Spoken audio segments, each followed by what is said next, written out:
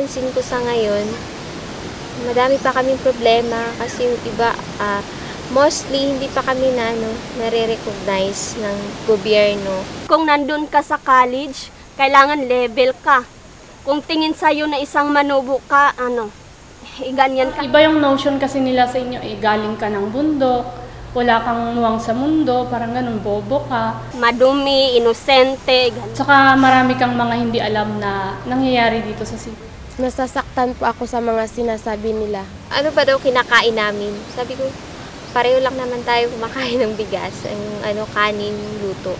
Hindi imarak itu talagang wala day panubok anak experience ko. O hakit kanan dangaru di da kami kay kanuan Highlanders ya dapat naya adi kami mau mali tu adi kami mau kanang dihi mabil-bilir mid-mid hinara kakaag muntarum higatuk te da kami kay bukon para itu. Minsan-minsan nga nagsasabunutan kami kasi ayaw kong minamaliit nila yung subanon kasi subanon din ako. So ako huna-huna, basin i-discriminate ko sa akong mga kauban. So kanatanan wala na ako gihuna-huna nga sa ako lang ko galingon. Bahala nagkanang unsay lang gipanghuna-huna para sa ako lang dawaton. Kay pagkita lang nako akong kaya kung unsa ko, bala nag-ingon ko nila, yes, lumad. Hindi kay tapno may patigo kididaan dita ko kaya tako na mamun school kan kaya tako makikompete kay dida uray at hindi pong kakalidan dita ko ket matigo met na din school nan abilidad kay maabak tako pa dida.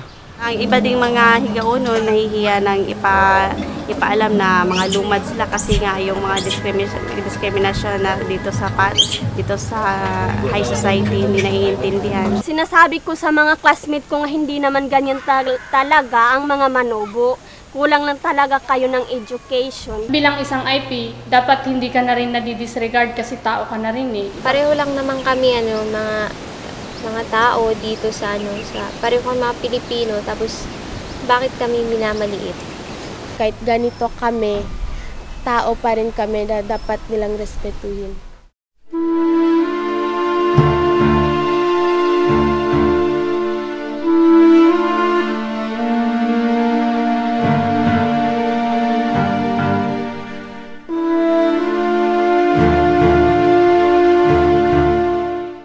Sa theory ni Michelle Foucault na don't put yourself in a box, explore it. So hindi mo lang ilagay yung sarili mo sa isang box, kung hindi lalabas ka sa box. Paglabas mo sa box, doon mo malalaman kung ano talaga yung mga pangyayari sa atin. Pupunta po kami sa mga barangay, sa mga area namin, at doon po ay naglulunsad kami ng mga human rights education. Yung education doon sa anti-discrimination is medyo nakikita naman na ng mga tao. Pero nung mga kalaunan talaga is masakit tanggapin na ikaw nga bilang isang IP is parang nilalait ka. Importante talaga hinain karbangan an maki-participate no makikiat hinadan maamat hina kodanda nanun hituan da tapno itikas takit no wara damdama di opinion da nan wara namnamda ang pinodan iparmor kedida an mabalin makatulong kedida ket mai-erase da mai bagara met na din usum. Ayokong maranasan pa nila yung naranasan ko, kaya gusto ko maging model ako sa kanya. Dapat ipaglaban nila kung ano yung karapatan nila para hindi na sila apihin sa susunod pa. Kahit ganito rin po kami, meron naman kami karapatan para parang i-voice out din namin kung ano ang nararamdaman. Kasi kami naman po ang susunod na tatayo dito bilang mga bagong henerasyon na kumbaga. Pupunta dun sa mga paaralan, which is yung madaming mga subanon, matuturuan ko sila kung dapat ano nila yung karapatan nila bilang subanon, ipaglaban nila, tutulong sila sa amin para makilala kami. At wag nilang ikahiya kung ano man sila. O yung tribo namin, wag nilang ikahiya. Ako ay importante yun nga.